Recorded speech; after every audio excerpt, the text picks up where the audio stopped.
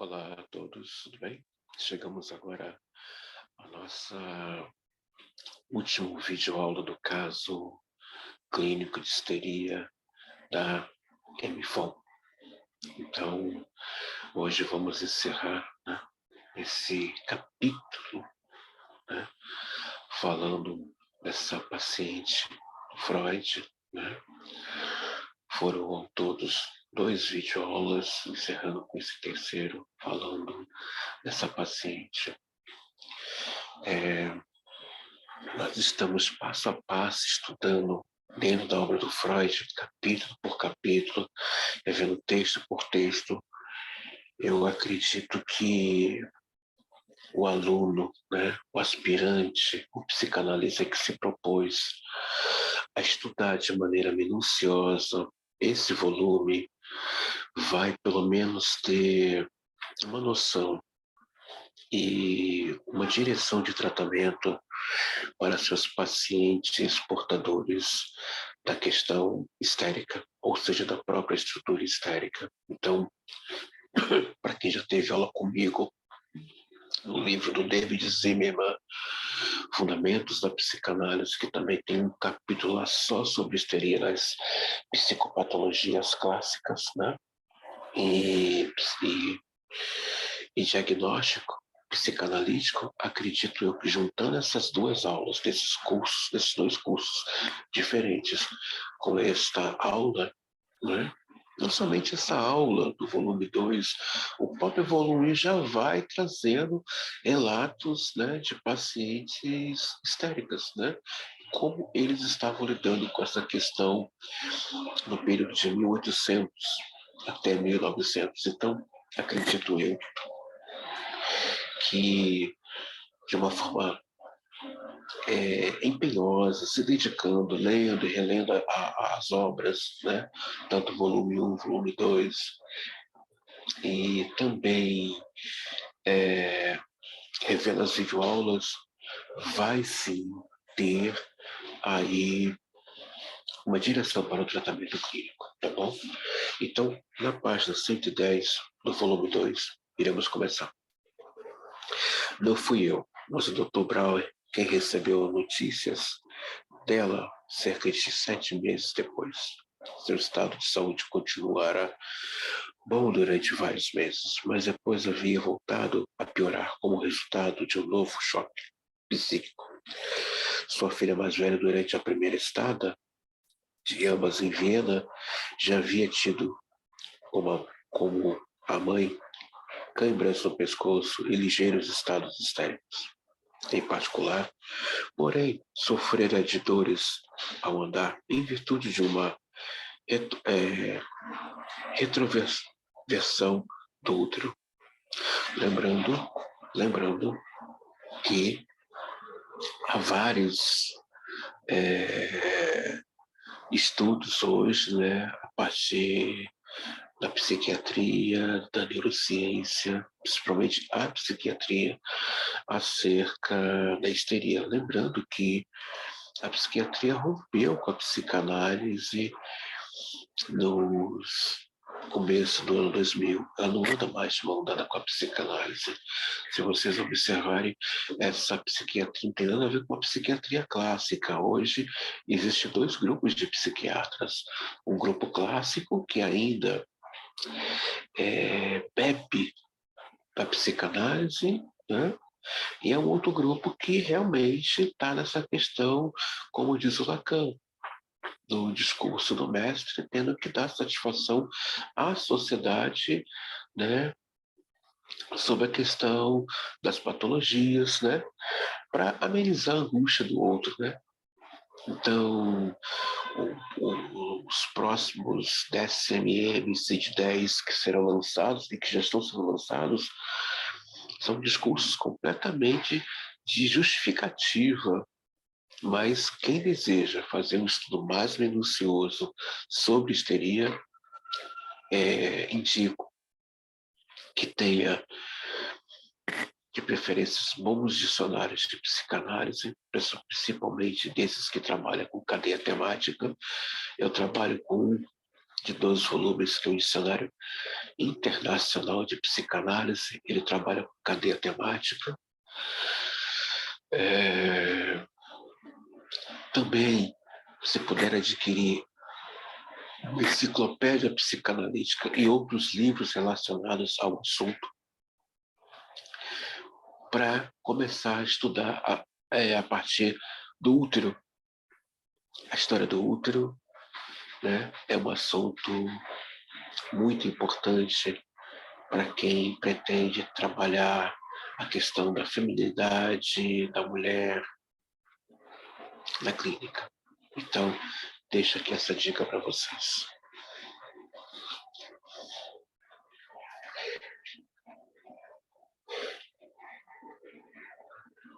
Aconselho meu, procura um tratamento com o Dr. Henry, um dos mais famosos ginecologistas que recolocaram o útero em sua posição por meio de massagens. Havendo ela ficado livre do problema durante vários meses, seus problemas reapareceram, contudo, enquanto as duas estavam em casa. E a mãe chamou um ginecologista da cidade universitária vizinha. Ele receitou para a moça um tratamento local e geral que, todavia, acarretou uma grave doença nervosa. Ela estava, na época, com 17 anos. É provável que isso já fosse um indício da sua predisposição patológica, que iria manifestar-se um ano depois numa alteração do caráter. A mãe, que havia entregue a moça às mãos dos médicos com sua habitual mistura de docilidade e desconfiança, foi dominada pelas mais violentas autorrecriminações após o infeliz resultado do tratamento. Lembrando que a histérica, a estrutura histérica, ela tem essa docilidade aparente, tá? Mas é desconfiada num discurso mais vulgar. Ela está sempre pensando mal das pessoas, o pior das pessoas,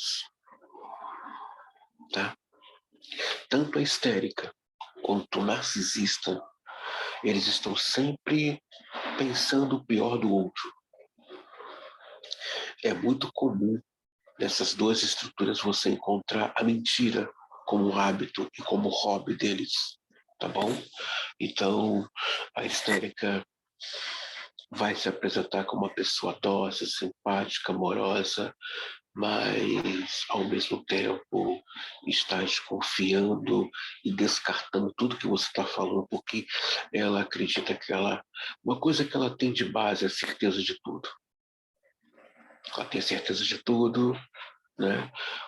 Ainda mais com as suas falsas memórias, falsas lembranças, né? De coisas que não aconteceram, de coisas que as pessoas não fizeram, ela diz que fez, ela diz que estava, ela diz que deixou, né? Tudo isso na verdade, são suas falsas memórias. Isso é típico, é prático, né? Mas essa estrutura, uma pessoa portadora dessa estrutura, ela desconfia das pessoas e tem maldade com as pessoas, de maneiras assim, bem medíocre, assim como a pessoa portadora de estrutura narcísica mente muito e o tempo todo projeta no outro as suas mentiras, projeta no outro as suas fantasias perversas. Então, fique atento a isso. A docilidade. Vocês nunca vão ver o narcísico dócil, vão sempre ver o narcísico que quer que você o adore, né? Que tudo dele é mais do que o outro. Agora, com relação à histérica, ela se apresenta assim, né? Aquela pessoa doce, meiga, acolhedora. Não é aquilo ali. Aquilo ali faz parte, tá, da coreografia dela, mas na prática ela está sempre desconfiando das pessoas e sempre esperando o pior de todo mundo. Por mais que você seja um leal amigo, um bom filho, um bom marido, ela espera o pior. E ela acha que sabe tudo e tem certeza de tudo. Faz parte das fantasias da cabeça dela. Então, deixa essa dica para vocês aqui. Esse detalhe que o Freud narra aqui, né? Quando ele diz que, olha o que ele fala aqui, a sua habitual mistura de docilidade e desconfiança. Isso é típico da histeria. Isso é típico da histérica. Ela desconfia das pessoas, por mais que você seja uma pessoa honesta, seja uma pessoa capaz, mas ela está, como diz numa linguagem popular, uma mente suja. Ah, mas por mais que você tente convencer, mostrar, ela não acredita. Não acredita. Ela acredita nela, que ela é capaz, que ela é muito inteligente e que tem certeza de tudo. Tá? E que a palavra dela é a palavra final. Fica essa dica para vocês.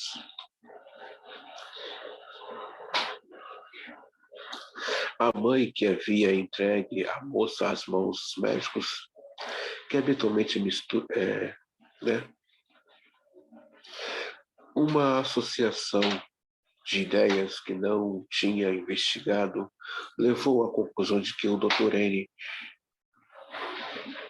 que eu e o Dr. N éramos o responsável pela doença da filha, porque havíamos feito pouco caso da gravidade do seu estado.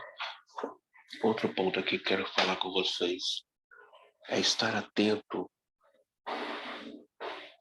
ao discurso do paciente. Aqui Freud está relatando uma contra-transferência. O que é uma contra-transferência? Ele está falando aqui de um descaso. Olha o que ele diz aqui. Olha o que ele diz aqui. Uma associação de ideias que eu não tinha investigado levou à conclusão de que eu e o Dr. N éramos responsáveis pela doença da filha, porque havíamos feito pouco caso da gravidade do seu estado. O paciente, quando chega na clínica, ele chega com um discurso, ele chega com uma queixa, ele chega. A contra-transferência está falando muito desse analista.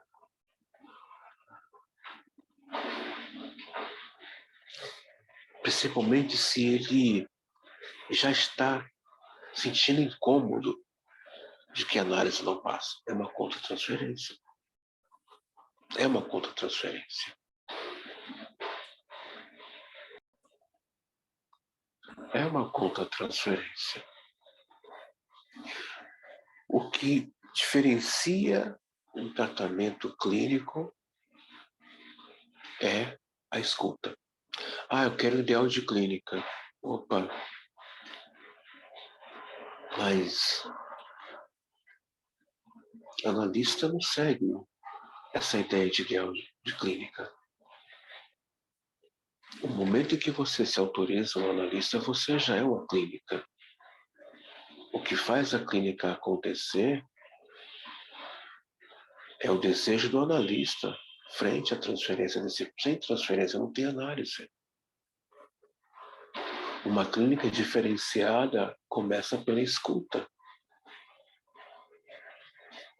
E para que essa escuta venha ficar mais burilada, mais sensível, vai depender do quanto esse analista investe na sua clínica. Quando falamos em investir na clínica, não é só no aspecto teórico, é o divã. O analista que não entender, você que está assistindo essa aula agora, você que é aspirante e você que já é analista, o analista que não entender o que significa um divã e que ali um divã é que está todo o investimento na formação desse analista, fala que nem Lacan. reveja essa formação. Reveja. Reveja. Reveja essa formação. Uma coisa é o paciente que chega e fala, vou dar um tempo de análise. Outra coisa é a pessoa que se diz analista e fala, não, eu não preciso fazer análise. Eu já falei tudo que tinha que falar. Como assim? Desconsciência. É preciso tomar cuidado. A pessoa que se diz aspirante à psicanálise ainda não entendeu o que significa a importância da análise, que a análise é ali que está a tua formação. Uma pessoa que se diz analista e não faz análise, não entendeu o que significa estar em análise. Ah, André, mas onde fica o conhecimento teórico? O conhecimento teórico é uma outra questão dentro da formação. É uma outra questão. Tem que ter assim, análise, tem que ter um conhecimento teórico, ambos têm que andar junto. Agora, como ele vai entender e nomear na clínica dele, no seu divã, o que ele está sentindo, se ele não tiver um conhecimento bom de teoria? Se ele saber identificar, isso aqui é Édipo, isso aqui é um recalque que eu estou trazendo, isso aqui é um, é, um, é um tabu que eu carrego, isso aqui é um superego dos meus pais, isso aqui é algo transgeracional. Como ele vai nomear se não tiver um bom conhecimento teórico? Fica complicado. Então, ambos são inseparáveis, tanto a formação dele, que é o divã, mas, André, o que significa? É no divã que o analista nasce. O analista é o sujeito do inconsciente. É no divã. Se não entender isso, falar que nem Lacan, reveja onde você estudou. E outra coisa, ser um analista tem que ser alguém realmente muito, mas muito atravessado com a psicanálise. Se tiver uma ponta de religião no meio, tem algo errado. Gente, o que eu recebo de queixa de pessoas não religiosas falou assim, eu fui fazer análise com aquele pastor, meu Deus, o cara não sabe nada de psicanálise, ele só sabe falar de igreja. Eu não vou pedir desculpa a você que é religioso que está assistindo essa aula, porque não é possível esse casamento entre a psicanálise com a religião. Não vou pedir desculpa a você. Porque não fomos lá buscar ninguém para estudar psicanálise. É esse grupo que criou uma fantasia de onipotência de que vai precisar da psicanálise para ajudar. Não, a psicanálise é para ajudar, é para tratar. O analista não ajuda ninguém. Ele trata em cima do desejo desse paciente. E não é para você ficar melhor, não. É para você se ver com essas suas dívidas. Psicanálise não é para você ser uma pessoa melhor. Isso é uma fantasia, tá? Isso aí já é uma ideologia. A psicanálise para nos deixarmos pessoas melhores. Nunca. Nunca. É isso. Que coisa, que fantasia. Psicanálise é para você se ver com as suas questões. Essa é a proposta dela. Não é para você ser uma pessoa melhor. Nossa, isso é muita fantasia. Por um ato de vontade, por assim dizer, ela desfez os efeitos do meu tratamento e de imediato recaiu nos estados dos quais eu havia libertado. Você vê que quem está falando aqui, narrando, é o Freud, narrando acerca do Freud neurologista, né? Havia libertado. O analista não liberta ninguém. Vamos deixar isso bem claro. acabar com essa fantasia. Há uma escuta, há um desejo, há uma transferência. Quem se liberta das suas amarras é o paciente, é o analisando, mas para isso ele precisa de uma escuta. E essa escuta vai lhe devolver uma pontuação. Ó, o que é isso aqui? O que é isso aqui? Tá bom? Vamos deixar isso bem claro. Um ilustre médico de suas redondezas, a quem procurou obter orientação, juntamente com o Dr. Brown, que correspondia com ela, conseguiram convencê-la da inocência dos dois alvos de suas acusações, mas mesmo depois que isso se dissipou, a aversão formada contra mim nessa época permaneceu como resíduo histérico. Sim, a histérica, quando se sente traída, a histérica, quando se sente não correspondida, ela guarda uma mágoa irredutível. Se ela arriscar o sujeito da vida dela, ela arrisca. E nós vamos ver isso lá no volume 12. Como é que ela e o Narciso faz isso com as pessoas. Riscar mesmo. Você não pertence mais à minha vida. E ela descola de vez dessa pessoa. Essa pessoa fica insignificante para ela. Se torna insignificante.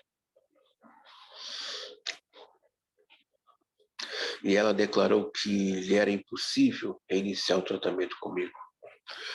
A conselho da mesma autoridade médica recorreu à ajuda de um sanatório na Alemanha, setentrional, por desejo de Brauer.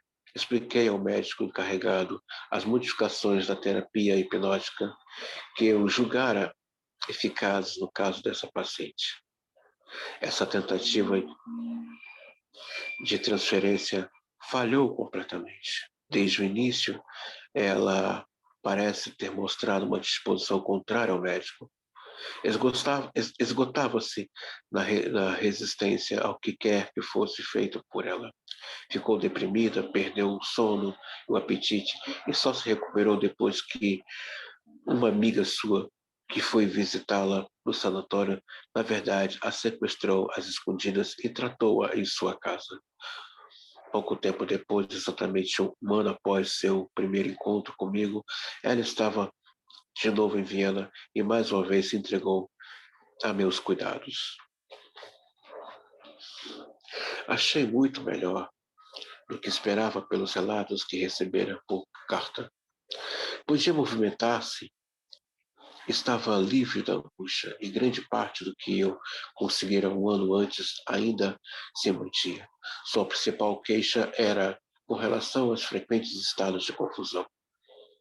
Tempestades na cabeça, como as denominava. Além disso, sofria de insônia. Só um detalhe: é muito comum pessoas portadoras de histeria se drogar antes de dormir, tomar um coquetel de medicamentos. Gente, pessoas com um nível grave alto de histeria não conseguem dormir à noite. Elas sofrem de insônia e a angústia aguda na hora de dormir. Mas isso é próprio da estrutura, não deixa a pessoa dormir. Então, elas preparam um coquetel de alguma droga para poder dormir.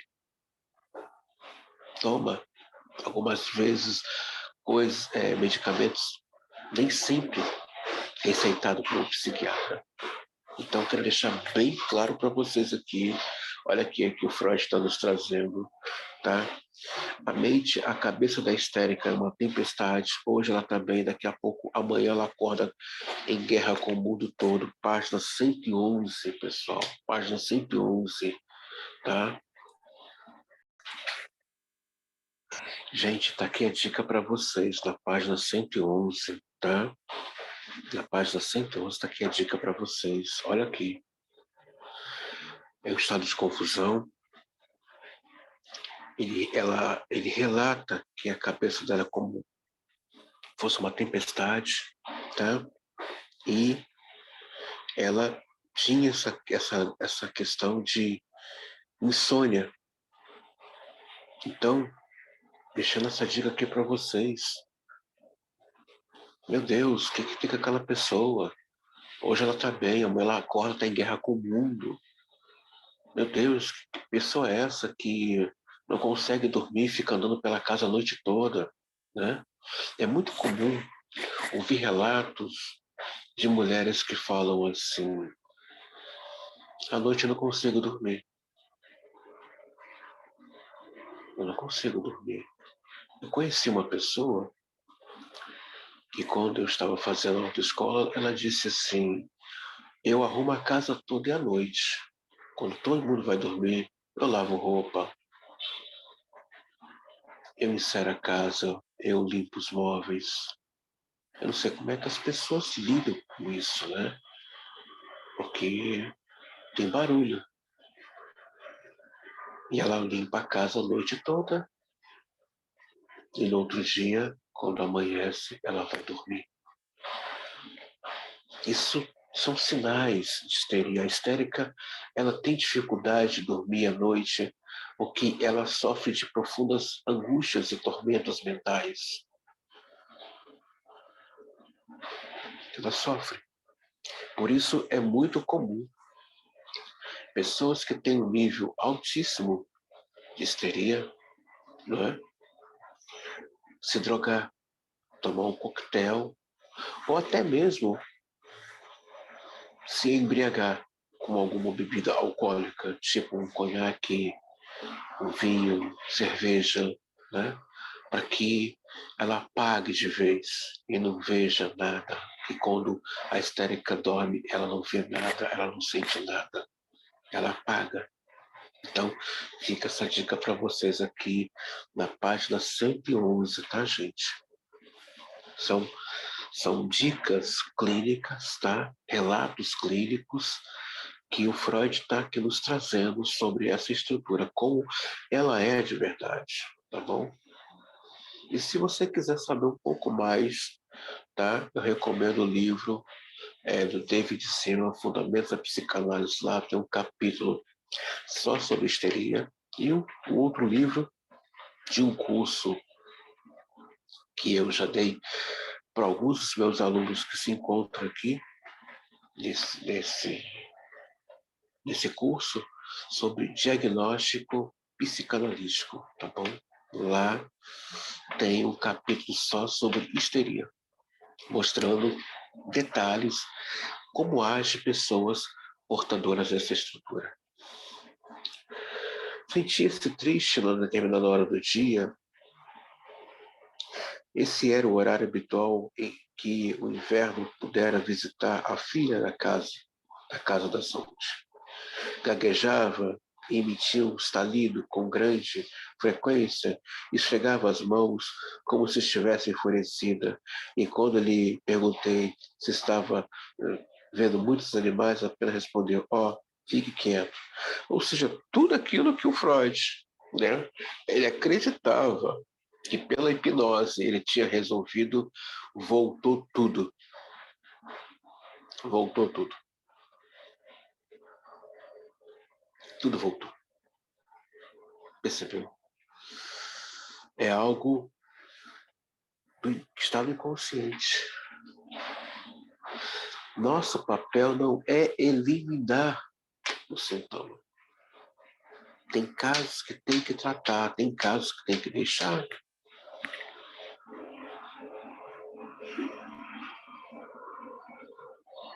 Se algo que é da ordem inconsciente, tem que tratar no inconsciente. Não tem como retirar. Por isso que eu fico, às vezes, vendo pessoas falar: eu vou resolver esse caso desse paciente, como se isso é resultado de uma estrutura. Esses sintomas falam de um lugar, falam de uma raiz. Como? Como?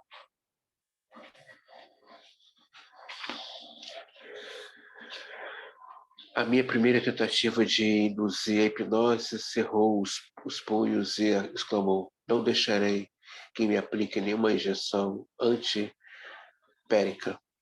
Prefiro ter minhas dores. Não gosto do Dr. R. Ele é antipático. Compreendi que ela estava presa à lembrança de ser hipnotizada no sanatório e acalmou-se tão logo eu trouxe de volta a situação atual. Logo no início do tratamento reiniciado, tive uma experiência intuitiva. Eu lhe havia perguntado há quanto tempo a gagueira voltara e ela respondeu de forma hesitante. Ou seja, ele não está percebendo que ela está em estado de resistência. Mesmo em hipnose, a resistência aparece. É isso que ele não está conseguindo ver. Claro, o Freud, neurologista, né? Que tinha sido desde o choque que experimentara em D durante o inverno, um garçom do hotel em que estava hospedada havia se escondido em um quarto de dormir. Na escuridão, disse ela, confundira o objeto com o sobretudo e estendera a mão para apanhá-lo. Tendo o homem, de repente, dado um pulo para o alto. Eliminei essa imagem mental e, de fato, a partir daquele momento, ela deixou de gaguejar visivelmente, quer na hipnose, quer na vida de vigília. Não me recordo do que foi que ela me levou a testar o êxito da minha sugestão. Mas quando voltei, na mesma noite, perguntei-lhe, num tom aparentemente inocente, como eu poderia trancar a porta quando fosse embora, quando ela estivesse deitada dormindo, de modo que ninguém pudesse entrar furtivamente no quarto. Para o meu assombro, ela levou um susto horrível e começou a trilhar os dentes e esfregar as mãos. Revelou que tiveram um choque violento desse tipo em D, mas não consegui persuadi-la a me contar a história. Nós não persuadimos o paciente a contar nada. Nós não persuadimos, nós trabalhamos com associação livre. Sabe aquela fala do Freud, que não é do Freud, é dela, que ele pega dela, emprestado, e traz para a psicanálise? Fale tudo que vier à mente. É deixar o paciente à vontade. Nós não persuadimos o paciente a nos falar. Às vezes eu fico pensando, vendo, quando eu vejo colegas angustiados com o quadro clínico do paciente. Ele não fala na análise, e daí? Ele dormiu na sessão, e daí? Ele chegou atrasado, e daí? Ele esqueceu de pagar ou atrasou o pagamento da análise, e daí? Tudo isso é material clínico.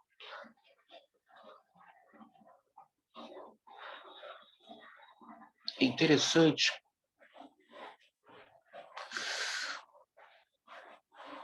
que há uma safra de profissionais hoje, estou falando da área da psicanálise, que não entendeu que a clínica é do paciente. Não é nossa. O tempo lógico dele não tem nada a ver com o relógio, com o calendário. Nada a ver. Ainda na página 112, percebi que tinha em mente a mesma história que me narra aquela manhã durante a hipnose. E o que eu julgara ver apagado. Olha só, ele estava convencido de que a hipnose tinha resolvido. Psicanálise não é para resolver problemas, gente. Vamos deixar isso claro. Vamos parar com essa fantasia, esse romance. Psicanálise não resolve problema. Psicanálise dá ao sujeito capacidade de lidar consigo mesmo. Tá bom? Ah, vá lá que fulano vai resolver seu problema. Gente, isso é uma fala muito fantasiosa, sabe? É muita fantasia. Resolver um problema, a pulsão se desloca, gente. A pulsão se desloca, pessoal. Ah, ele agora parou de beber. Parou? Se a questão dele é fase oral, parou? Ou ele agora vai mudar o foco? Ao invés dele beber, ele pode se tornar um fofoqueiro tóxico. Ele vai ter que usar alguma coisa para dar prazer a essa falta na fase oral dele. Ele precisa compensar essa falta com alguma coisa que preencha esse lugar.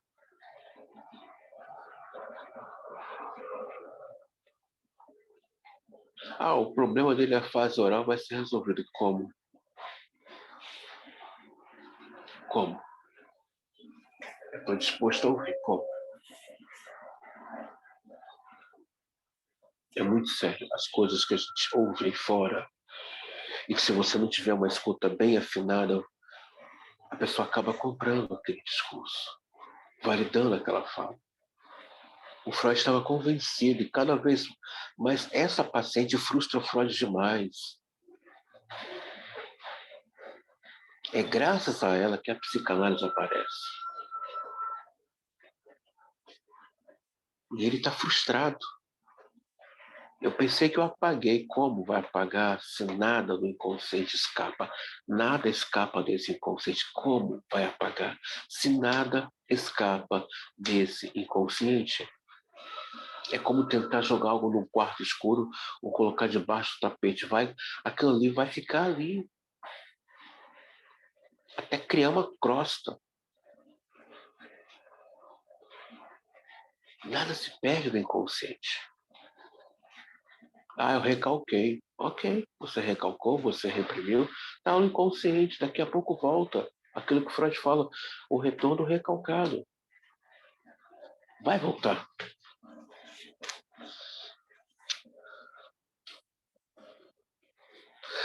Em sua hipnose seguinte, contou-me a história com maior riqueza de detalhes e a maior verossimilhança. Agitada, estivera andando pelo corredor de um lado para o outro e encontra aberta a porta do quarto da empregada. Tentou entrar e sentar-se. A empregada lhe bloqueou o caminho, mas a paciente não se deixou deter e entrou. E foi então que viu contra a parede o objeto escuro que veio a se revelar como sendo um homem.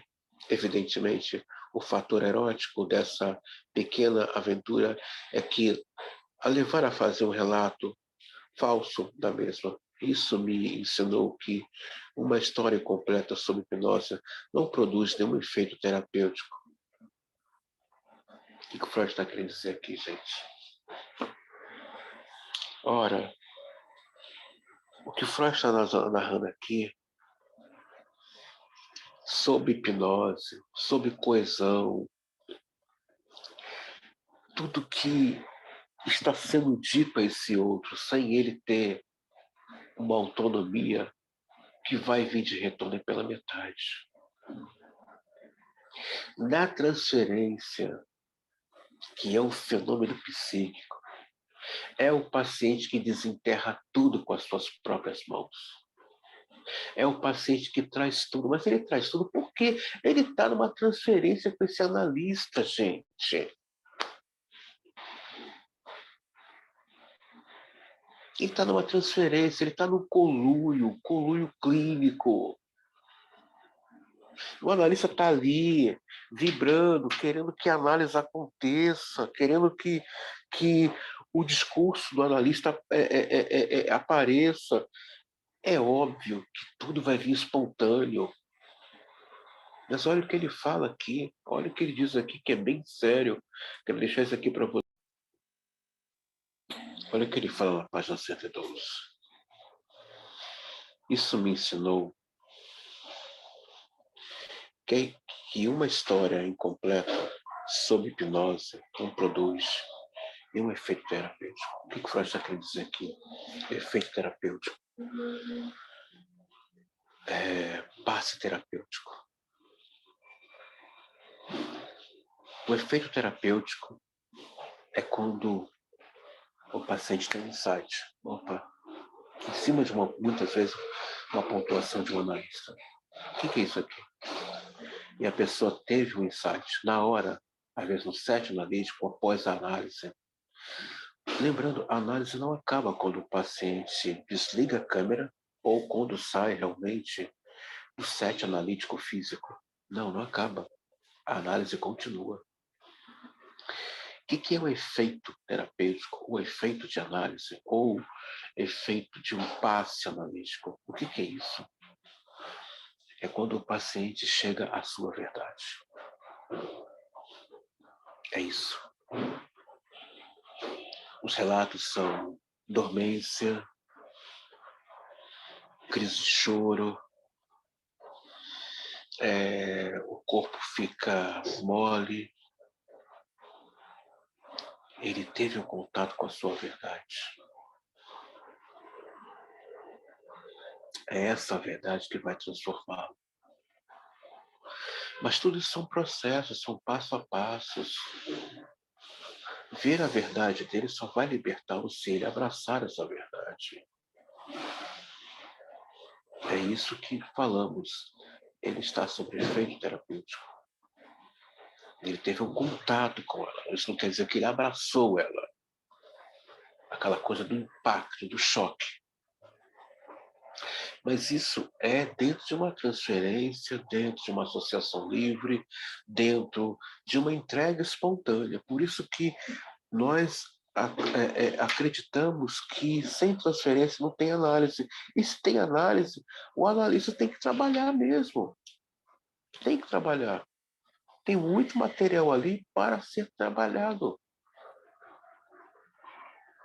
O analista que não entender de transferência é melhor parar. É na transferência do paciente que ele vai ter muito material para trabalhar. É na transferência dele. Sem transferência, nada acontece e nada vem.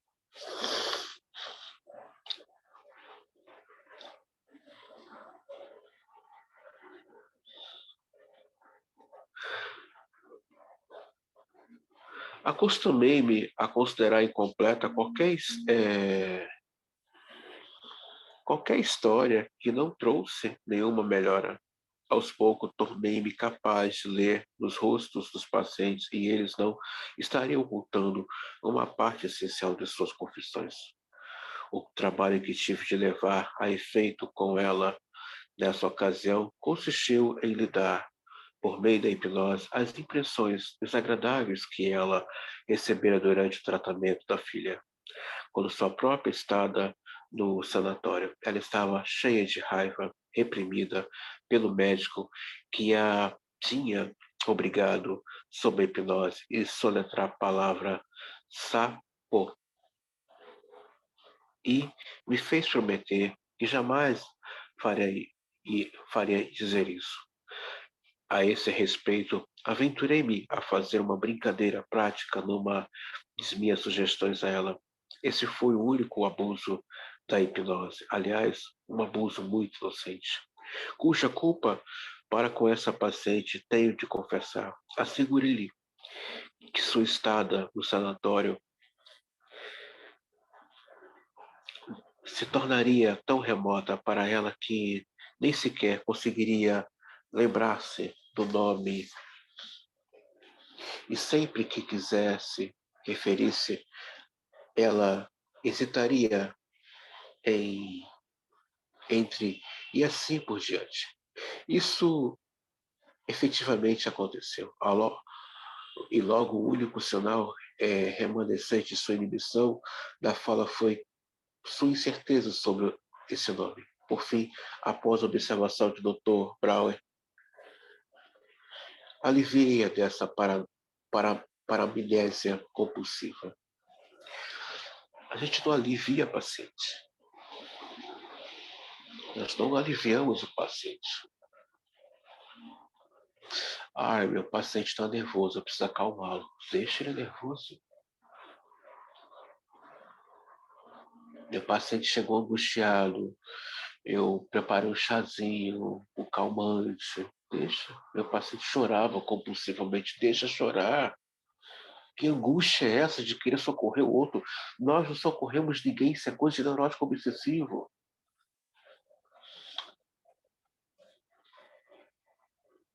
Isso fala da formação. Que lugar é esse que essa pessoa passou durante 2 anos, né? Que não passaram para ela o que é uma clínica psicanalítica de verdade, o que foi que essa pessoa aprendeu em 2 anos. E se é que teve um contato, gente, quando o analista não, nenhuma instituição forma psicanalista, guarda isso, o analista é um sujeito do inconsciente, ele é fruto de um desejo do aspirante. Nós somos do ofício do impossível. A psicanálise é o trabalho, o tratamento da ordem do impossível. Logo, ser um psicanalista é da ordem do impossível. Não entender isso, para então, vai fazer outra coisa, vai ser vendedor de sapato, vai fazer alguma coisa, mas não fica nesse lugar mentindo para você. E não fica nas redes sociais colocando, ou nos status do WhatsApp, Facebook, Instagram, vem fazer análise. A agenda está aberta. Meu Deus, que fala é essa? Será que ele entendeu que nós somos um atrator? O analista atrai, ele seduz. Detalhe, ele atrai, seduz e provoca sem abrir a boca. Aí você abre as redes sociais, né? Facebook, Instagram, status do WhatsApp está lá, vem fazer análise, a agenda está aberta. Nossa, quanta carência. Não entendeu. Não entendeu.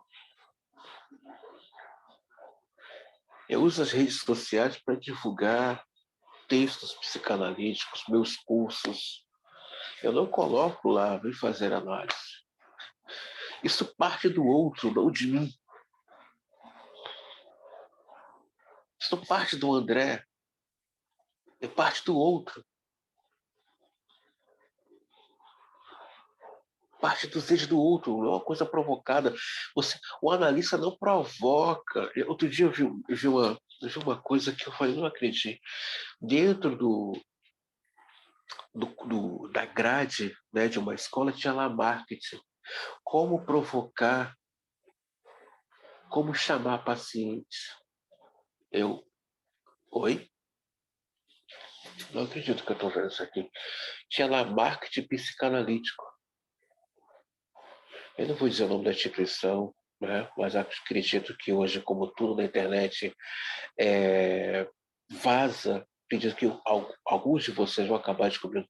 Estava lá no corpo deles, na grade, marketing psicanalítico, como atrair pacientes.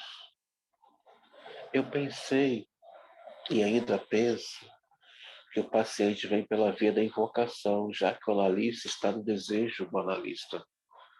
já que o analista quer que a análise, desde o momento que o analista deseja que a análise aconteça, já está ocorrendo uma invocação.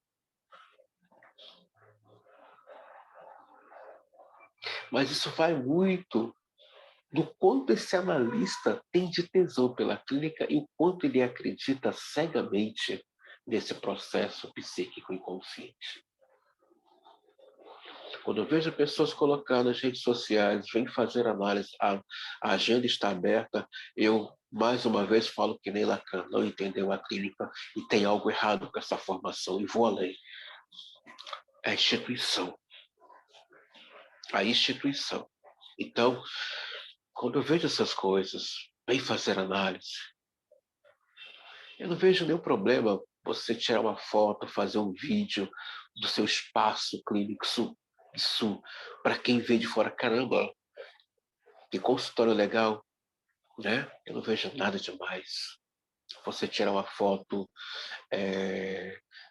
dando uma palestra no seu espaço. Agora, vem fazer análise. A agenda está aberta. O que é isso? É um comércio? No livro O Ofício do Analista, que também é um curso que eu já dei no ano passado, melhor deixar aqui gravado, registrado. Quando eu falo no passado, é melhor colocar 2022, né? Porque esse vídeo vai perpetuar por muito tempo aí no YouTube.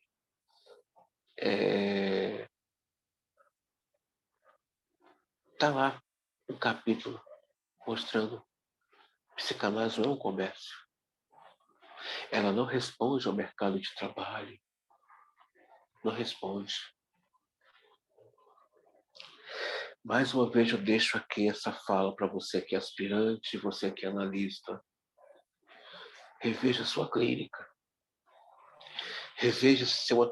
meu analista é um pastor. Você não fez análise. Desculpa, você não fez análise.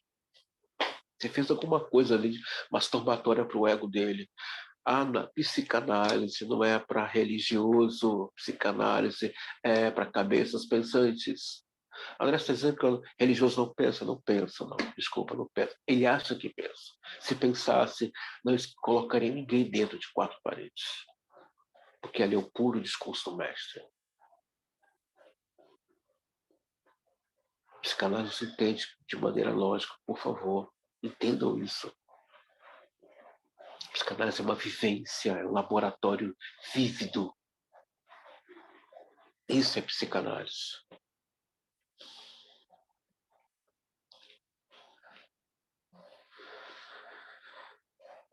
Travei com que ela descrevia como se a tempestade da cabeça, uma luta mais longa do que os resíduos dessa experiência.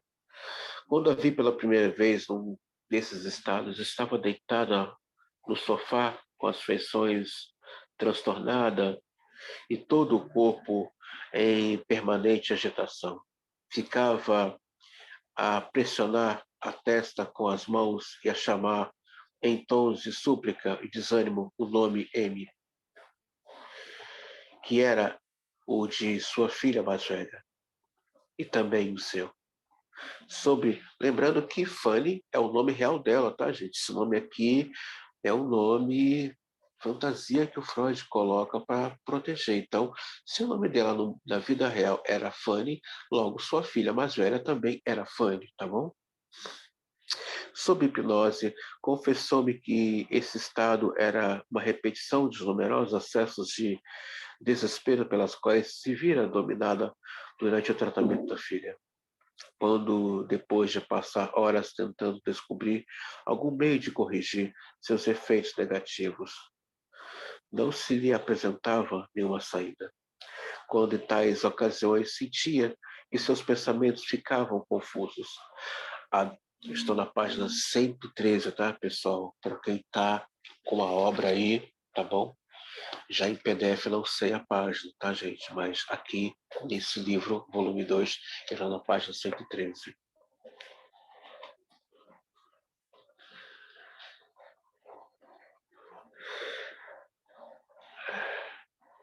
pudesse ajudá-la dessa nuviar a cabeça. Isso porque durante o período em que a doença da filha lhe estava impondo novos deveres e ela sentia que seu próprio estado nervoso mais uma vez começava a dominá-la. Ela determinou que o que quer que estivesse a ver com a moça devia ficar isento de confissão, por mais caótico ou tudo mais pudesse estar em sua cabeça. No decurso de algumas semanas, conseguimos eliminar também essas lembranças da senhorita M. Permaneceu sob minha observação por mais algum tempo. Sentiu-se perfeitamente bem. Ao final de sua estada, aconteceu algo que passarei a descrever com pormenores, visto que lança a mais isenta luz sobre o caráter da paciente e a maneira pela qual seus estados se produziam. Visitei-a um belo dia na hora do almoço e surpreendia no ato de atirar no jardim algo embrulhado em papel, que foi apanhado pelos filhos dos filhos do porteiro. Em resposta à minha pergunta, ela admitiu que era seu pudim. Seco, o pudim estava seco. E que a mesma coisa acontecia todos os dias. Isso me levou a investigar o que sobrava dos outros pratos e verifiquei que restava mais da metade da comida.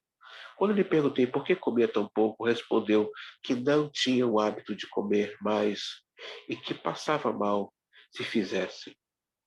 A senhorita M tinha a mesma constituição do pai, que também tinha o hábito de comer pouco.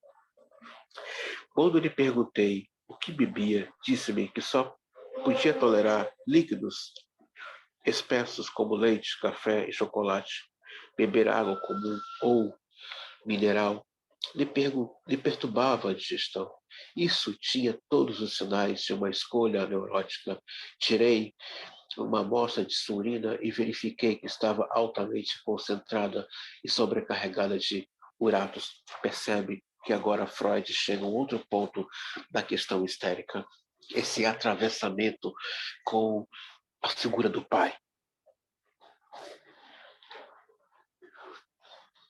Ela tem os mesmos hábitos alimentares do pai, mas aqui o Freud percebe uma questão neurótica. Lembrando que os filhos estão dispostos a realizar o desejo dos pais através do Édipo. Do Édipo. Tá bom, gente? Do Édipo. O neurótico tem essa questão de o que você quer de mim. Seja o neurótico obsessivo, neurótico infantil, o neurótico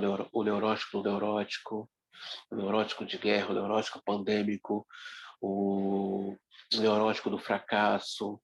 Eu estou apenas enumerando aqui as famílias da neurose, né, que são muitas neuroses. Né? Eu acho interessante que a pessoa chama de neurose, mas ela não nomeia qual é a neurose do seu paciente. É obsessiva, é pandêmica, é uma neurose de guerra, é uma neurose do fracasso, é uma neurose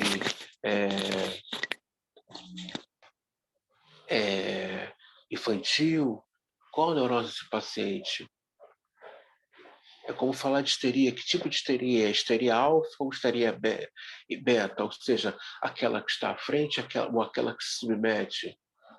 É preciso entender essas categorias dentro das próprias estruturas.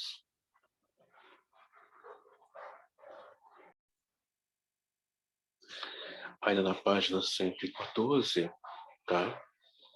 Julguei, portanto, aconselhável recomendar-lhe que bebesse mais e resolvi também aumentar a quantidade de seus alimentos. É verdade que ela, de modo algum, parecia magra, a ponto de chamar a atenção, mas mesmo assim, achei que valeria a pena fazê-la comer mais um pouco. Quando, em minha visita seguinte, ordenei-lhe que ingerisse água alcalina e proibia de lidar com o pudim de maneira como fazia. demonstrou agitação considerável. Farei isso porque o Senhor está pedindo. Disse, mas posso dizer-lhe de antemão que dará mau resultado, porque é contrário à minha natureza. E mesmo aconteceu com meu pai. Olha só que ela tá, olha que relato maravilhoso. Nós não damos regras para o paciente, nós não ditamos regras para ele. Arruma o seu quarto, pinta a sua casa. Ela está falando do estado psíquico dela. Ela está falando do desejo dela de continuar sustentando, mantendo vivo esse pai através do desejo. Ela está dizendo, vou fazer o que você está pedindo, não é o que eu quero. Na clínica, nós não ditamos regras para o paciente. Faz isso, faz aquilo, muda esse comportamento, muda esse hábito. Não. Trabalhamos com desejo. Quer uma clínica diferenciada? Desenvolva uma escuta. Invista na sua análise. Não deixe de ler os seus livros de base teórica, psicanalítica. Mas, acima de tudo, trabalhe com o desejo do seu paciente. Não é o meu. Na análise, nosso desejo não aparece. Não aparece em análise nosso desejo. Na análise, trabalhamos em cima da transferência desse sujeito. Não tem ali nosso desejo. Você vê que os pacientes estão dando dicas para Freud. Olha, vou fazer o que você está pedindo, cara, mas não é o que eu quero. Ou seja, coagindo o paciente. Não é assim, a clínica não trabalha é coagindo. Trabalha com liberdade. É isso que o paciente da clínica psicanalítica se assusta. Que lugar é esse que o cara me deixa à vontade? Não me cobra, não me exige nada. Você está numa clínica psicanalítica que está trabalhando com a autonomia do ser do sujeito. Isso é clínica, gente. Isso é clínica. Não trabalhamos com a nossa verdade, trabalhamos com é a verdade do paciente que importa. É a verdade dele, e não a nossa. E nem tem que ser. Quando lhe perguntei sobre hipnose, por que não podia comer mais nem beber água, respondeu num tom mal-humorado. Não sei. No dia seguinte, a enfermeira informou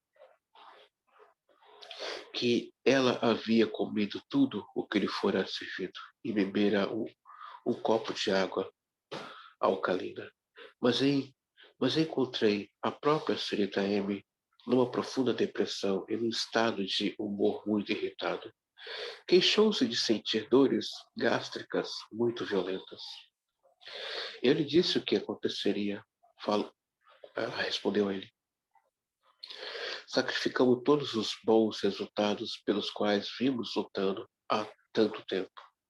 Estraguei minha digestão, como sempre acontece quando como mais ou bebo água. Agora terei de morrer de fome por 5 dias a uma semana antes que possa tolerar qualquer coisa. Essa questão do corpo, essa questão da digestão, a histérica entende muito bem, tá, gente? Ela é muito antenada ao corpo dela. Vamos deixar isso aqui bem claro. No que tange a uma dieta severa, a histérica faz com muito prazer. Claro, há casos e casos, né? Tem umas que tem um problema sério com a fase oral. Aliás, toda a histérica tem um problema sério com a fase oral, né? Mas ela é muito antenada à questão do corpo. Algumas são sem noção de realidade, né? Se acha musas, gostosa, mas não se percebe. quem elas são de verdade.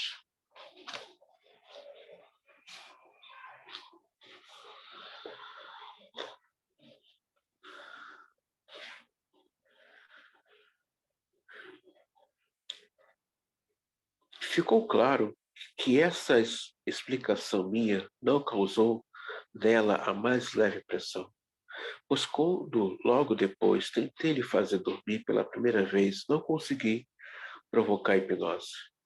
E o olhar furioso que ela me dirigiu convenceu-me de que estava em franca rebelião e de que a situação era muito grave. Desisti de tentar hipnotizá-la e anunciei-lhe que lhe daria 24 horas para pensar bem e aceitar a opinião de que suas dores gástricas provinham apenas de seu medo. Ou seja, ele não está fazendo a leitura de que ela está em resistência. Ela está sinalizando para ela: o meu problema aqui está relacionado a uma outra questão.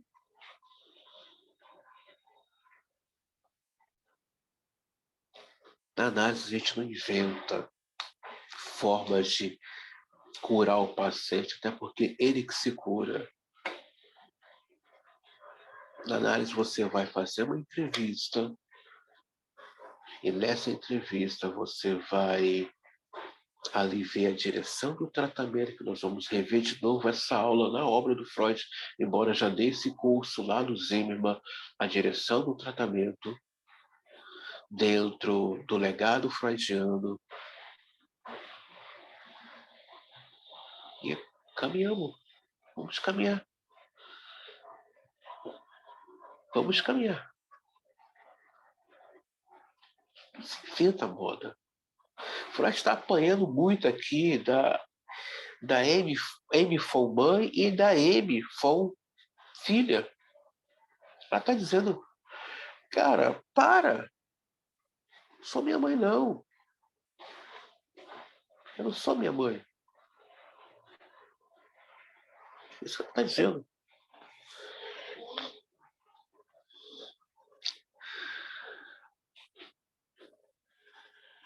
Só que ele está coagindo ela toda hora. No fim desse período, eu me perguntaria se ainda era de opinião que sua sugestão podia ser estragada por uma semana pela ingestão de um copo de água mineral e que uma modesta refeição. E se ela dissesse que sim, eu lhe pediria que fosse embora. Essa pequena cena apresentava um acentuado contraste com as nossas relações normais, que eram mais amistosas.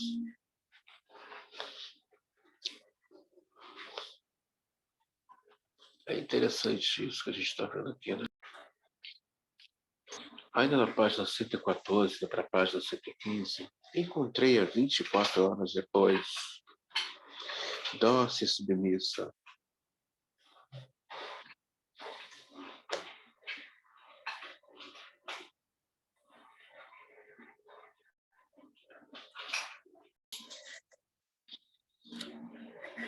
Quando lhe perguntei o que pensava sobre a origem de suas dores gástricas, ela respondeu: porque incapaz de subterfúgios, penso que provém da minha angústia, mas só porque o senhor é dessa opinião. Em seguida, coloquei sobre hipnose e perguntei uma vez: por que a senhora não consegue comer mais? A resposta veio prontamente e constituiu mais uma vez uma série de razões dispostas de ordem cronológica. A partir do seu acervo de lembranças, estou pensando em como, quando eu era criança, muitas vezes acontecia que, por malcriação, recusava-me a comer carne ao jantar. Minha mãe era muito severa a esse respeito, e sob a ameaça de um castigo exemplar, eu era obrigada 2 horas depois a comer a carne, que era deixada no mesmo prato. A essa altura, a carne já estava muito fria e a gordura muito dura. Ela demonstrou sua repulsa. Ainda posso ver o grafo na minha frente. E dos seus dentes era meio torto. Sempre que me Sento à mesa, vejo os pratos diante de mim, com a carne e a gordura fria. E me lembro como, muitos anos depois, morei com meu irmão, que era oficial e teve aquela doença horrível. Eu sabia que era contagiosa e tinha um medo terrível de apanhar sua faca e seu garfo por engano. Apesar disso, fazia minhas refeições com ele, para que ninguém soubesse que ele estava doente. E como, logo depois disso, cuidei do meu outro irmão quando esteve muito doente de tuberculose. Sentávamos ao lado de sua cama e a escrivaninha ficava sempre sobre a mesa aberta. Estremeceu de novo. Ele tinha o hábito de escarrar por onde os pratos, sobre os pratos, na escarradeira. Isso sempre me provocava muita náusea, mas eu não podia demonstrá-la, temendo magoar os sentimentos dele. Essas escarradeiras ainda estão na mesa sempre que faço uma refeição e ainda me causam náuseas. Naturalmente removi com cuidado todo esse conjunto de fomentadoras de repulsa e então lhe perguntei por que não conseguia beber água. Quando tinha 17 anos, respondeu a família, havia passado alguns meses em Munique e quase todos os membros haviam contraído catarro gástrico graças à água potável e à má qualidade. No caso dos outros, o distúrbio foi logo aliviado pelos cuidados médicos, mas com ela havia persistido. Tampouco melhorara com água mineral, que lhe fora recomendado. Quando o médico a receitou, ela logo pensou, isso não vai adiantar nada. A partir dessa ocasião, essa intolerância pela água comum e pela água mineral repetiu-se inúmeras vezes. O efeito terapêutico dessas descobertas sob hipnose foi imediato, duradouro. Ela não passou fome durante uma semana, mas logo no dia seguinte comeu e bebeu sem nenhuma dificuldade. 2 meses depois, informou-me numa carta: estou comendo muitíssimo bem e ganhei bastante peso. Já bebi 40 garrafas de água. O senhor acha que devo continuar?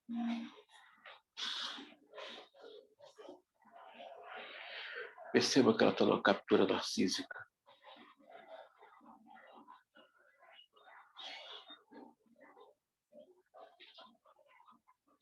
Não come pudim,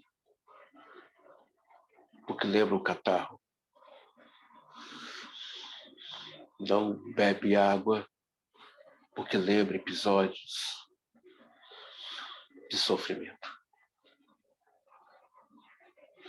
Perceba que elas estão na captura narcísica frente ao sofrimento.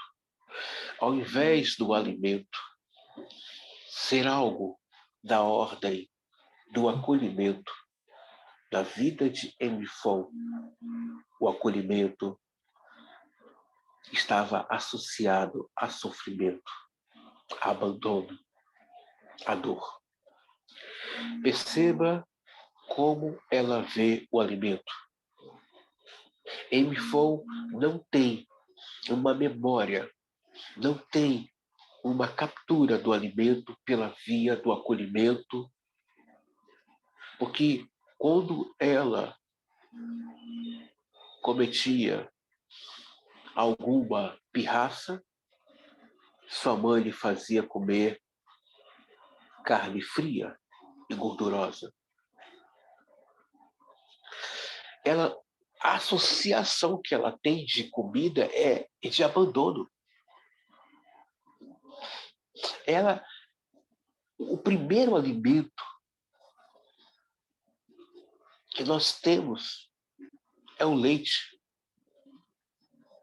E ele está associado ao acolhimento, ele está associado ao olhar, ele está associado ao discurso. Alimento, olhar e discurso andam juntos. Para se preparar um bom alimento, é preciso estar atento ao tempero, É preciso estar atento às verduras, às frutas, aos cereais para ver se está em dia. Precisa do olhar, precisa da palavra. Caminha junto, mas também caminha com acolhimento. Se você vai em uma repartição pública, um restaurante, e você não é bem recebido, já está dizendo muita coisa. Ali não há uma acolhida. Você conhece um lugar onde a comida é boa pelo tratamento, pela forma como você é acolhido. O alimento está ligado ao acolhimento, está ligado ao olhar, está ligado à palavra. Amy Fong não tem essa conexão. Ela tem uma ligação negativa com relação ao alimento. Isso nos abre aí um precedente para nós analisarmos, estudarmos a questão dessas pacientes que abrem mão do alimento. Será que esse abrir mão do alimento não está falando da falta de acolhimento pelo seio, do olhar, da palavra? Mama, porque mamãe está aqui. Mama, porque mamãe é gostoso. Mama, porque neném vai ficar fortinho. Ela não tem.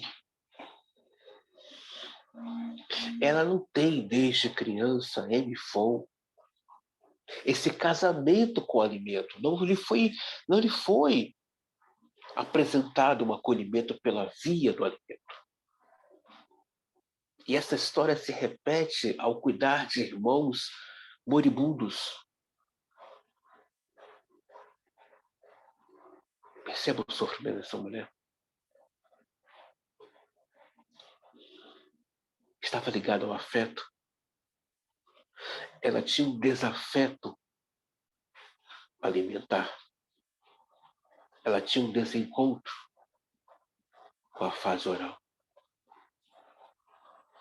Olha o registro, o paciente fala, é preciso estar atento com o discurso desse paciente. Amy Fong tinha um desencontro de afeto com o alimento.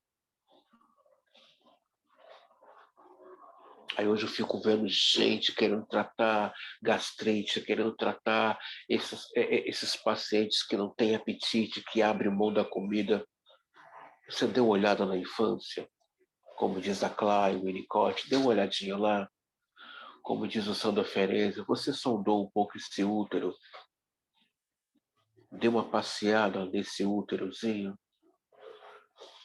Aí vamos um pouco mais além com Lacan. Essa mãe foi desejada? Ou foi só um objeto de depósito de esperma? Tudo isso conta muito. Alimento está ligado, associado a afeto, ao olhar, à palavra. Quando eu sou mal recebido em uma repartição que trabalha com comida, a experiência que eu tenho é desagradável com o alimento. Ou é salgado demais o feijão, ou não é bem temperada a salada, ou então não botou sal no arroz. Mas também você é mal recebido de cara feia. Ninguém pergunta o que você quer beber. Isso é muito importante para nós, analistas, estarmos atentos. Que essas coisas se ganhem estrutura física também em repartições públicas ou privadas. Amy Fong não tinha um casamento afetuoso com o alimento. Perceba esse detalhe? Ela não tinha esse casamento. Essa ponte com o alimento não lhe é agradável, não lhe é afetuosa. Não lhe é. Então, quando você vê um paciente que tem dificuldade em se alimentar, dificuldade em comer, beber, dê uma olhadinha na infância. Se possível, dá uma sondada nesse útero e também nessa mãe. Talvez você vai encontrar respostas que não imaginava. Eu fico vendo, às vezes, colega passando passo a passo para seus pacientes comer. Aí eu volto a falar de Freud, galera. Dá uma olhadinha em Freud. Tem algumas pérolas lá daqueles pacientes, dos casos clínicos dele. Só dá uma passada lá. Página 116. Revi a senhora Von na primavera do ano seguinte, em sua propriedade rural perto de D. Nessa ocasião, sua filha mais velha, por cujo nome ela havia chamado durante sua tempestade na cabeça, entrou numa fase de desenvolvimento anormal. Exibia ambições desenfreadas, inteiramente desproporcionais em seus escassos dons e tornou-se desobediente, até violenta para com a mãe. Eu ainda gozava da confiança da senhora M e fui chamado para dar minha opinião sobre o estado da moça.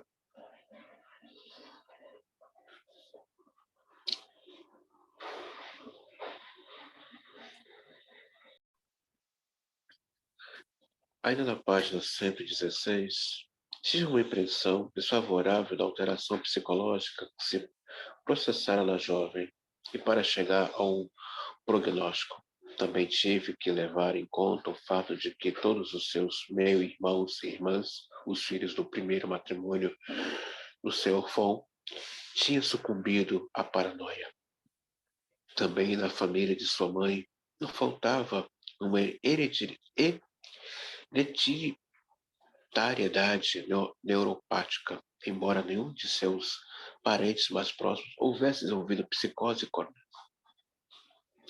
Comuniquei a senhora Fon, sem qualquer reserva, a opinião que me havia pedido, e ela recebeu com calma e compreensão.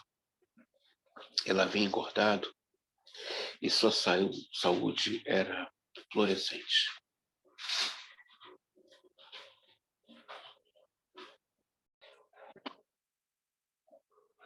Ainda na página 116, tinha sentido relativamente bem durante os 9 meses decorridos desde o término do seu último tratamento, fora perturbada apenas por ligeiras câimbras no pescoço e outros males de pequenas monta. Nos vários dias que passei em sua casa, vi a compreender pela primeira vez toda a extensão de seus deveres, ocupações, interesses intelectuais. Conheci também o médico da família, que não tinha muitas queixas da paciente. Logo, até certo ponto, ela fizera as pazes com a profissão médica. Em inúmeros aspectos, portanto, ela estava muito saudável e mais apta, porém,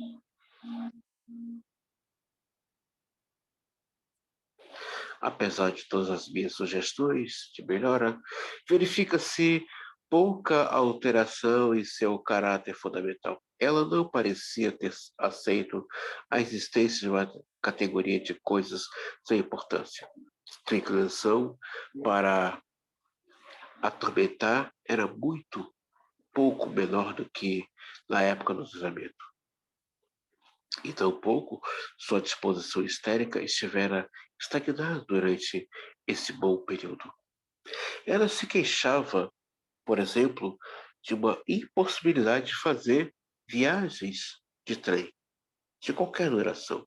Isso parecera, nos últimos meses, uma tentativa necessariamente apressada de aliviá-la dessa dificuldade, resultou apenas na produção de diversos diversas impressões desagradáveis e significantes deixadas por algumas viagens recentes que ela fizera a D.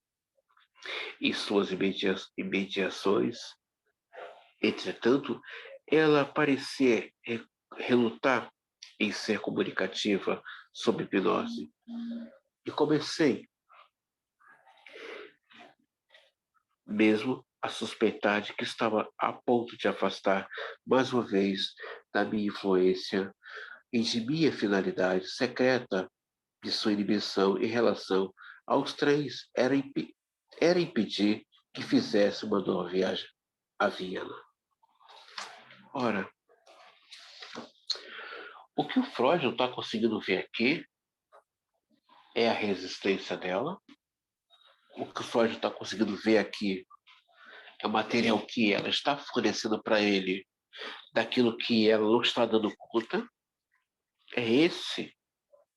É esse tipo de material que o Freud vai aproveitar tanto do volume 1, do volume 2, né?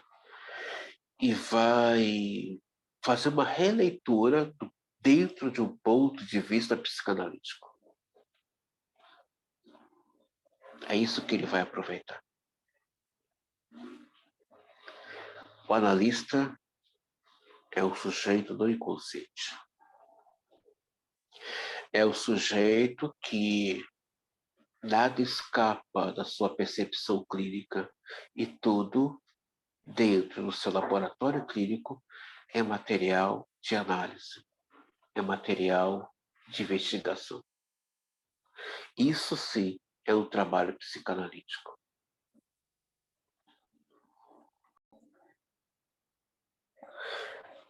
Página 117. Foi também durante esses dias que ela formulou suas queixas a respeito de lacunas na memória, em especial quanto aos fatos mais importantes.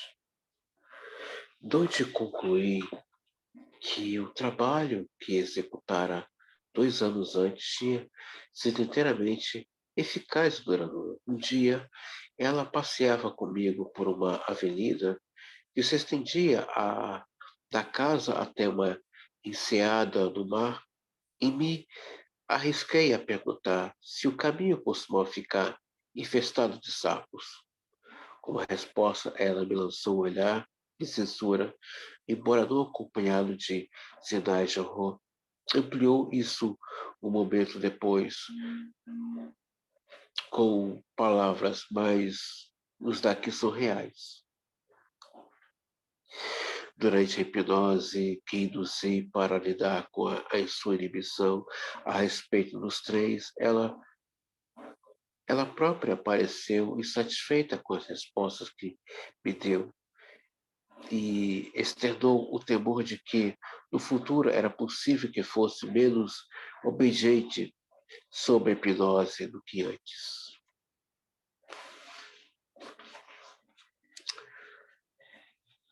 André, por que o Freud está trazendo o relato no volume 1 e 2 que o Freud é neurologista e hipnólogo? Vocês percebem que Freud consegue colocar suas pacientes sob hipnose? Mas em dado momento ele diz, eu fui um péssimo hipnólogo. E há muitos hipnólogos que pegam o trecho dessa fala e diz, Freud abandonou a hipnose por ser um péssimo hipnólogo. O que estamos vendo aqui desde o volume 1 e agora nos casos clínicos do volume 2 é um Freud, neurologista e hipnólogo que hipnotiza suas pacientes. E funciona. O que o Freud quer dizer? Eu fui um péssimo hipnólogo.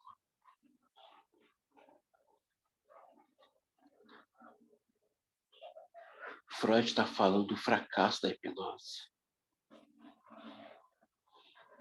não do triunfo, não da vitória. O próprio Sigmund Freud, pai da psicanálise, está criticando o Freud, neurologista e hipnólogo. A psicanálise não tem triunfo, não tem vitória. A psicanálise tem uma proposta. O paciente não é um catálogo. A clínica não tem troféus.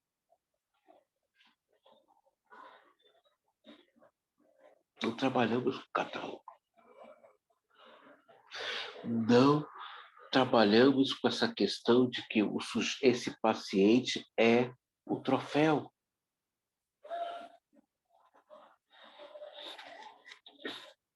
Mas o Freud é muito didático, ele está mostrando o antes ou depois do Sigmund Freud da psicanálise. Existe o sujeito antes e depois da psicanálise. Existe.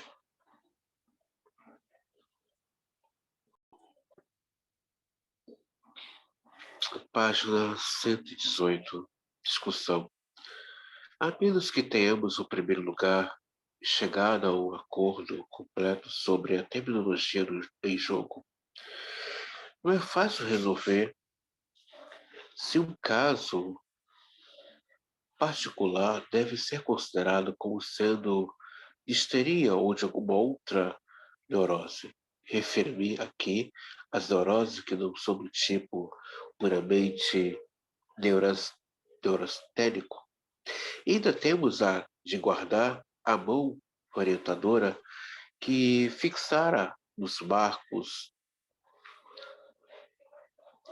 fronteiriços da região das neuroses mistas, que ocorre comumente e que trará à tona os aspectos essenciais para a caracterização destas.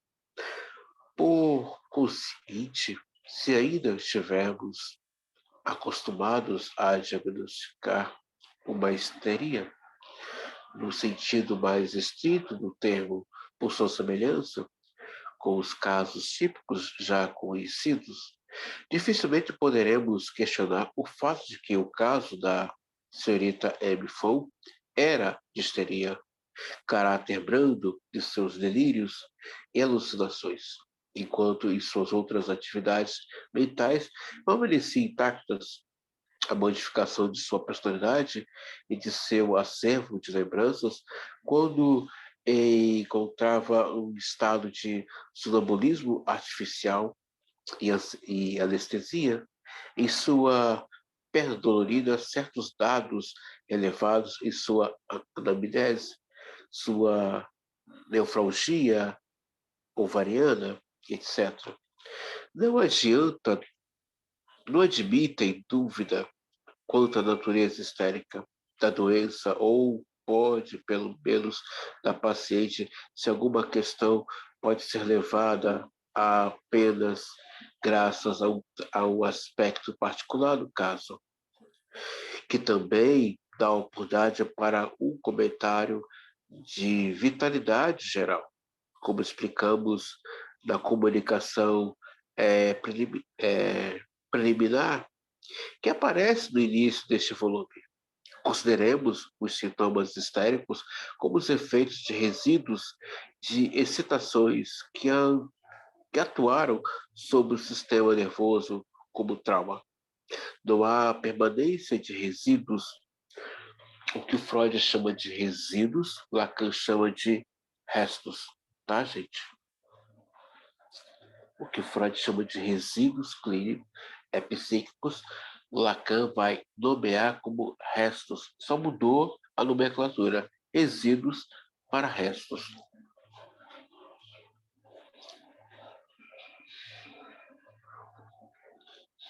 Não é mais possível, a esta altura, evitar a introdução da ideia de quantidade, ainda que não mensuráveis.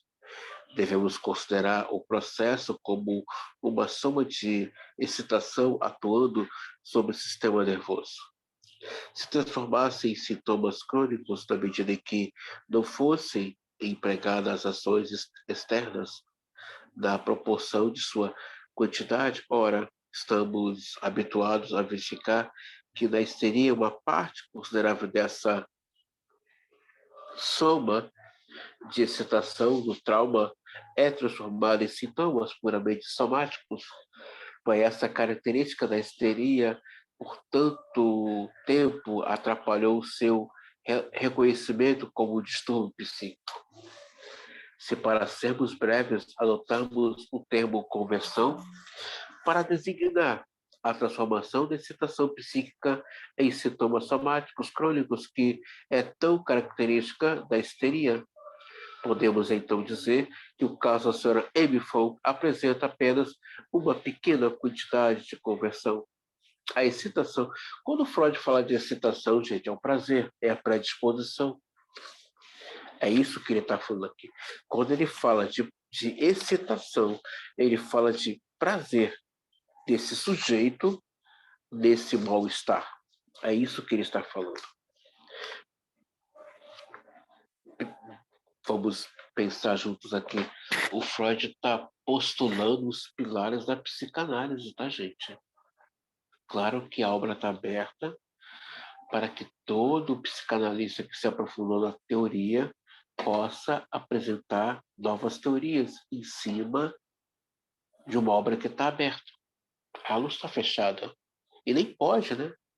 Uma ciência você não pode fechar. A ciência está aberta para outras teses e especulações. Não pode se fechar. Aí já não é ciência, é dogma.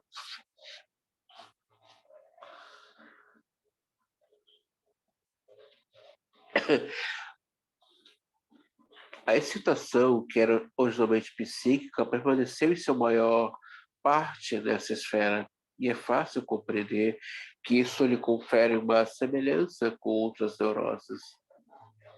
São histéricas, existem casos de histeria em que todo o excedente da estimulação sofre a conversão, de modo que os sintomas somáticos da histeria se intrometem o que parece ser uma consciência inteiramente normal. A transformação incompleta, no entanto, é mais comum de modo em que menos parte do afeto que acompanha o trauma persiste na consciência como o componente do estado emocional do indivíduo. Os sintomas psíquicos em nosso atual caso da histeria, em que havia muito pouca conversão, podem ser divididos e alterados do humor, angústia, depressão, melancolia, fobias e embolias, inibições da vontade. As duas últimas classes de perturbação psíquica são consideradas pela escola francesa de psiquiatria como estigmas da degenerescência neurótica, mas em nosso caso verifica-se que foram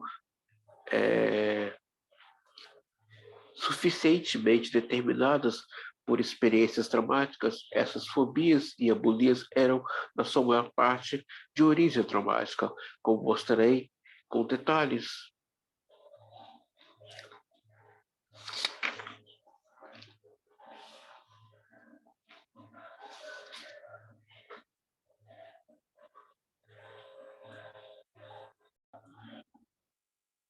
Nessa narração, o Freud, quem está falando, é o pai da psicanálise. Agora não é mais um Freud, neurologista, narrando. É o pai da psicanálise narrando o quadro clínico, especificamente dessa paciente, mas partindo dela e narrando o quadro clínico da histeria. Com a Ana O, o Freud não apresenta tanta propriedade, mas no caso da Amy Fogg, o Freud traz um relato de discussão clínica. O que Freud está querendo dizer aqui? Que nem todos os casos histéricos são iguais. E que nem toda histérica perde a sua lucidez. É isso que o Freud está narrando. O Freud está nos convidando a fazer um trabalho de investigação. Esse é o trabalho, Vanessa, o trabalho de investigação, de observação. E, acima de tudo, não fechar as questões. Essa é a proposta da clínica psicanalítica, não fechar as questões. O moralista que fecha as questões volta a dizer: tem que questionar essa formação.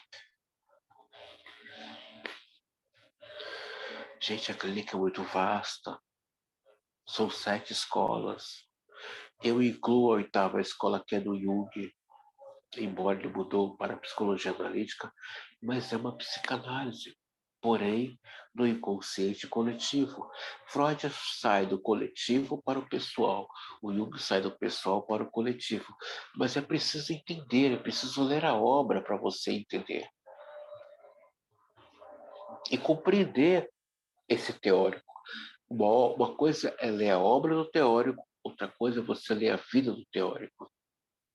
Então, não façamos críticas a uma clínica que você não conhece, sem antes de ler. Isso é deselegante, isso é antiético. Um verdadeiro teórico procura conhecer a cabeça desse outro teórico, como ele pensa, por que ele pensa desse jeito e como foi formulado as suas teorias. Então, Freud aqui está narrando um quadro histérico de uma específica paciente, mas ele não está generalizando, ele está mostrando aqui as possibilidades dentro de um quadro histérico de paciente que não perde a sua lucidez, a sua sanidade mental. Então, desde já agradeço a você por estar assistindo essa videoaula e nos vemos na próxima encontro. Qualquer dúvida, por favor, deixe no grupo a sua dúvida com relação a essa aula. Obrigado.